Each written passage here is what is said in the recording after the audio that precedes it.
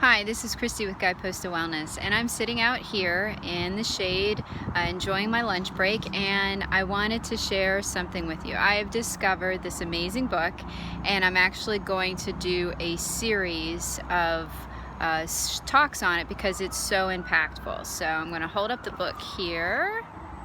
There we go. Actually, it's probably backwards, but it's called Mindless Eating, Why We Eat More Than We Think. And it's written by Brian Wansink, who actually has a PhD in consumer behavior.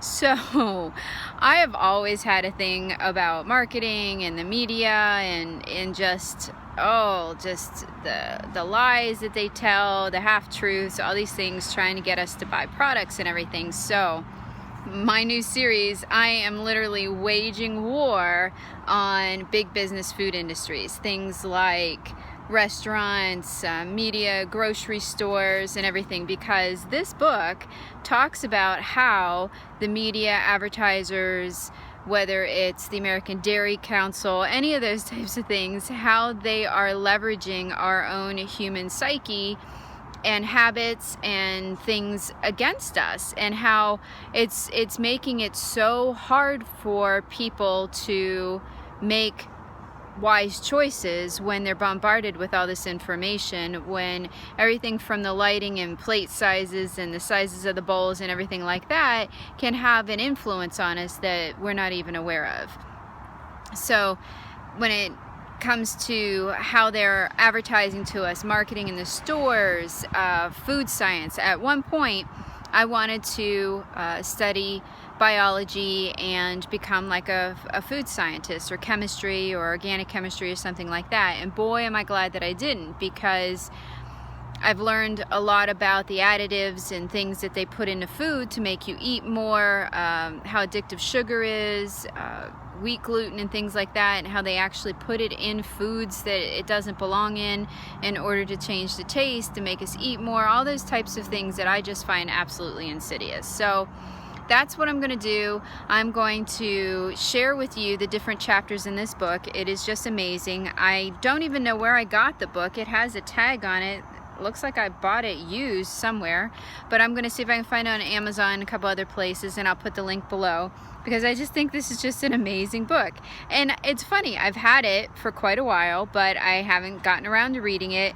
But I like to read sometimes when I come out and take my lunch break, so I picked this up and started reading and just got absolutely sucked in, as did the author, Dr. Wansink. He got sucked into, food choices and trying to find out ways to make people recognize how they're being influenced, and then to make healthier choices. But some of the chapters and some of the topics that we're going to do, for example, the science of snacking, the mindless margin. I love this one, talking about stale popcorn and how people will eat stale popcorn because it's free and the size of the container, just absolutely crazy stuff. The forgotten food. What else? Let's see here. Some really great. Surveying the tablescape, which this one's really interesting about the size of plates. The hidden persuaders. If we see food, the color of the wrapping of food. Mindless eating scripts. So I think I'm on chapter 5, mindless eating scripts. The name game, in the mood for comfort food. Real interested in that one because I know what my comfort foods are.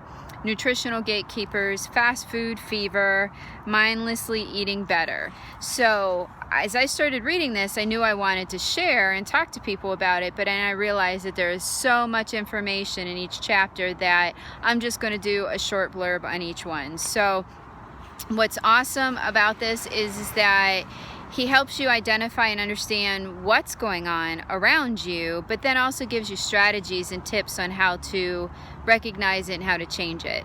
And I mean, right at the beginning of the book, right before the book starts, there's just a single page, and I love this because it says, the best diet is the one you don't know you're on. And I agree with that wholeheartedly. Diet has become a 4-letter word. It used to traditionally mean just what you ate and consumed, but now it has to mean something restrictive and painful and not a lifestyle choice and things like that. So it's true.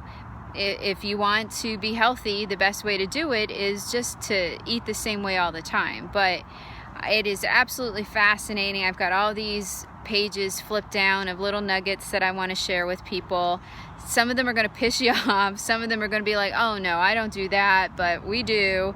And this guy has a food lab. He has a restaurant. He peruses study after study. He just proves that when we're busy and we're doing many other things, the choices that we make with food every day are highly influenced by our environment.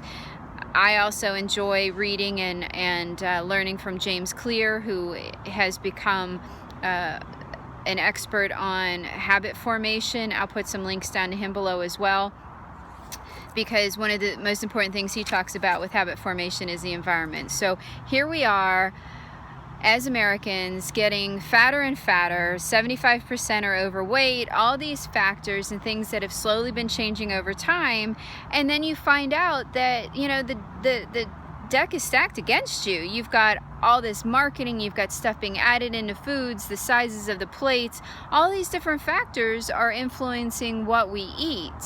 And that to me is just, I don't know, it makes me feel like I'm in the Matrix when it comes to food or something like that, that I can't trust what's going on around me to help me make good choices. So we're going to uncover it all. This is just a great read. Like I said, I'm going to put some of the information on where you can buy this book. I'm also about James Clear, some of the things about environmental factors. I'm going to put that in there, and then I'm going to start publishing these videos each week. So I would love to hear from you guys. I'm hoping that this will generate a lot of great conversation. I know it may, you know, annoy you and make you a little angry too, and in some ways it may make you feel like throwing up your hands because you've got all these things going on around you that are hard to control. But the fact is knowledge is power. So we're definitely going to talk about what are things that we can do to make ourselves more aware. Awareness is key. So if we can be more aware of what's going on around us, then we'll be able to fight against it. So join me on my war against established commercial food industry as we figure out how to become more mindful in our eating. More to come. Bye.